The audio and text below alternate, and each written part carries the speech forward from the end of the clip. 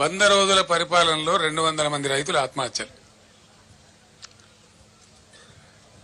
నేను కొద్దిగా బాధపడుకుంటూ మాట్లాడుతున్న ఆవేదనతో, ఎందుకంటే రైతులు మళ్ళా ఆత్మహత్య చేసుకునే దుస్థితి ఈ రాష్ట్రంలో వస్తుందని చెప్పి మేము కళ్ళ కూడా అనుకోలే.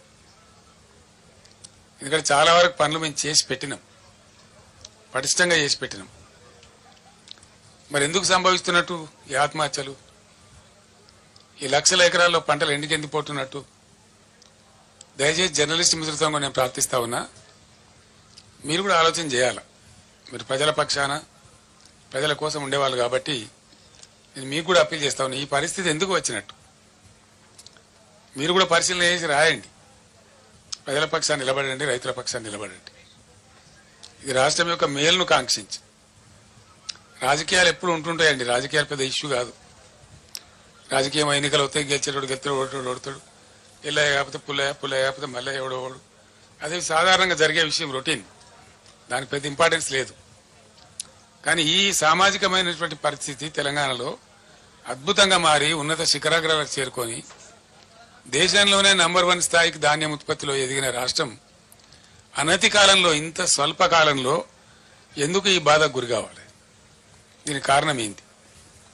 నంబర్ 1, అద్భుతమైనటువంటి ప్రపంచ దేశాలు, యుఎన్ఓ దేశంలో దాదాపు 15-16 రాష్ట్రాలు కొనియాడి వాళ్ళు అమలు చేసుకుంటున్న పథకం మిషన్ భగీరథ. ఎందుకు మంచినీళ్ళ కొరత రావాలా? చీఫ్ సెక్రటరీ గారి స్టేట్మెంట్లేమో సోర్సెస్ అన్ని బరాబరే ఉన్నాయి, ఎవరు భయపడే అవసరం లేదు, మీరు అద్భుతంగా ఉండొచ్చని చెప్తా ఉన్నారు.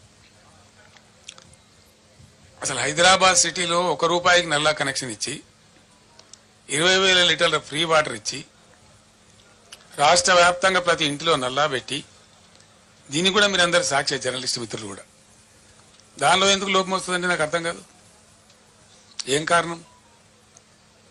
మేము అసెంబ్లీలో ఛాలెంజ్ చేసినాం, నేను స్వయంగా యాజ్ ఎ చీఫ్ మినిస్టర్, ఈ టర్మ్ లోపల భగీరథ కంప్లీట్ చేయకపోతే వచ్చే ఎలక్షన్లో మా పార్టీ పోటీ కూడా చేయదు, మేము ఓట్లు కూడా అడగమని చెప్పి అంత ఛాలెంజ్గా చెప్పి తీసుకుని ఆ పథకాన్ని కంప్లీట్ చేసినాం.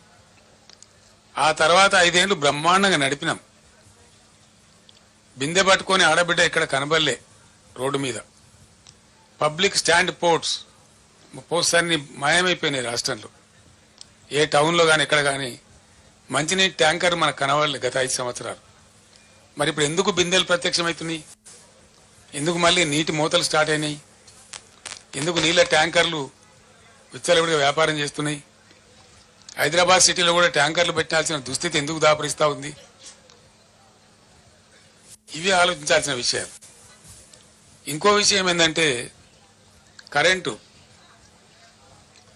1.5 సంవత్సరంలో డిస్ప్రపోర్షనేట్ గా చాలా దారుణంగా ఉన్నటువంటి విద్యుత్ రంగాన్ని సుమారు 35,000 కోట్లు ఖర్చు పెట్టి రకరకాల పద్ధతులన్నీ అవలంబించి సెంట్రల్ ఎలక్ట్రిసిటీ అథారిటీని కూడా సంప్రదించి మా మెదడంతా కరగదీసి అద్భుతమైనటువంటి కరెంటుగా మేము తీర్చిదిద్దినాం. భారతదేశంలో అన్ని రంగాలకు 24 గంటలు 1 సెకండ్ కూడా కరెంటు పోకుండా ఏర్పాటు చేసినటువంటి ఘనత మా ప్రభుత్వానికి. అది మీరందరూ అనుభవించినారు, మీరందరూ చూసినారు. ఆనాడు కరెంటు పోతే వార్త, ఇలా కరెంటు ఉంటే వార్త అని కాడికి వచ్చింది. ఇది ఎందుకు వస్తుందండి నాకు అర్థం కాదు. ఒక సెటిల్డ్ సిస్టమ్. విద్యుత్ అనేది చిన్న విషయం కాదు కదా, నోటి మాటలు కాదు కదా, కట్టుకథలు పిట్టకథలు కాదు కదా. ఒక అద్భుతమైన వ్యవస్థ. దాన్ని తీర్చిదిద్ది 7.5-8 ఏళ్ళు అద్భుతంగా మేము మొత్తం ప్రజలకు సరఫరా చేసినాం. మాజీ ముఖ్యమంత్రి ప్రతిపక్ష నాయకుడు కల్వకుంట్ల చంద్రశేఖరరావు గారు పొలం బాట పట్టినరు, సంతోషం. 10 సంవత్సరాల తర్వాతైనా తెలంగాణ ఉన్నది, తెలంగాణలో రైతులు ఉన్నారు అని వారికి గుర్తొచ్చినందుకు, గుర్తు చేసినందుకు కాంగ్రెస్ పార్టీ కార్యకర్తలను ప్రత్యేకంగా అభినందిస్తున్నా. ఎందుకంటే అధికారం కోల్పోకపోయి ఉండుంటే, అధికారం కోల్పోయిన దుఃఖంలో ఆయన కింద పడి గాయం కాకపోయి ఉండుంటే, అవినీతిలో పాల్పడి కూతురు జైలుకు పోకపోయి ఉంటే చంద్రశేఖరరావు గారు మనకు కనిపించడానికి కూడా దొరకకపోవు. తుపాకీ గుండుకు అందకపోవు, దొంగకు దొరకకపోవు. వారు అధికారం కోల్పోయినందుకు, కిందపడి గాయమైనందుకు, కూతురు జైలుకు పోయినందుకు మాకు కొంత సానుభూతి ఉంది సాటి మానవుడిగా. కానీ ఆయన వ్యవహరించిన తీరు మాత్రం ఆక్షేపణీయము. కాంగ్రెస్ వచ్చింది, కరువు వచ్చింది అంటున్నాడు. 80,000 పుస్తకాలు చదివిన చంద్రశేఖరరావు వానాకాలం ఎప్పుడు వస్తుంది, చలికాలం ఎప్పుడు వస్తుందో నీకు తెలియకుండా పోయిందా?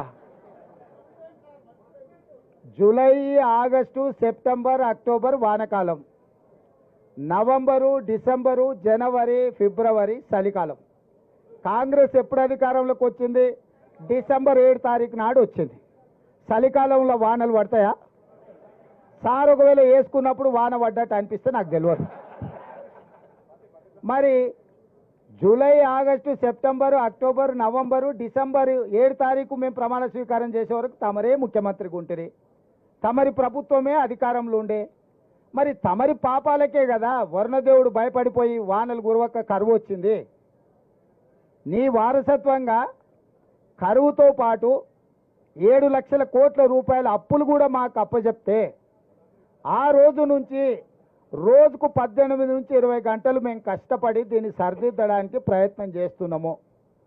నువ్వు చేసిన పాపాలను మా ఖాతాలో రాయాలని మీరు ప్రయత్నించడం ఏమన్నా మర్యాదగా ఉన్నదా చంద్రశేఖరరావు గారు?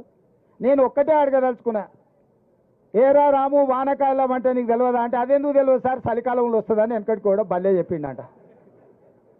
చంద్రశేఖరరావు గారు కూడా గట్లే చలికాలంలో వచ్చి ఇప్పుడు ఎండాకాలంలోకి అడుగు పెడుతున్నాం. మేము వచ్చింది ఎప్పుడు, వానలు రాకపోయేప్పుడు, కరువు మేమెప్పుడు తెస్తుమే? నీవు చేసిన కర్మ మాకు తగులుకున్నది. నువ్వు చేసిన పాపాలు ఎట్లా నీ పిల్లలకు తగులుకొని జైలు కోతురో, ముఖ్యమంత్రిగా ఈ రాష్ట్రానికి చేసిన నువ్వు అన్యాయము ఆ వానకాలంలో వానలు పడకపోవడం వల్ల 23లో వానలు పడకపోవడం వల్ల 24లో కరువు వచ్చింది. మేము వచ్చింది చలికాలంలో, చలికాలం నుంచి ఎండాకాలం పోతున్నాం. నిజంగానే కాంగ్రెస్ వచ్చినాక కరువు వచ్చిందా లేదా అనేది రేపు వచ్చే జూలై నుంచి సెప్టెంబర్ వరకు వానలు పడుతున్నాయా, వానలు పడతలేవా, కాంగ్రెస్ వల్ల ఏమైనా ప్రకృతి మన మీద పగబట్టిందా లెక్క అప్పుడు తెలుస్తుంది. అప్పుడే 100 రోజులు కాలేదు మేము వచ్చి, ఇక అది చేయలే ఇది చేయలే. మేము ఉన్నప్పుడు రైతుల ఖాతాల మేము రైతు బంధు 10 రోజుల్లో వేసినాం అన్నాడు. అంటే నిజంగా ముఖ్యమంత్రిగా పనిచేసి ప్రధాన ప్రతిపక్ష నాయకుడుగా ఏ మాత్రం కూడా ఊర్లలో అంటుంటారు, ఏ వాడు సిగ్గులేనోడు రాబాయి ఏది పడితే అది మాట్లాడతాడని.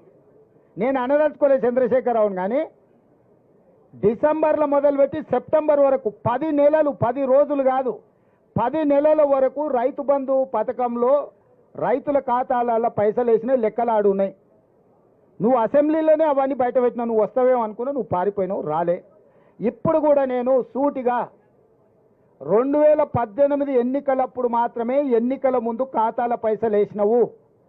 ఆ తర్వాత ఏ రోజు కూడా 4 నెలల నుంచి 10 నెలల సమయం తీసుకున్నాడు రైతు బంధు పథకాన్ని వేయడానికి.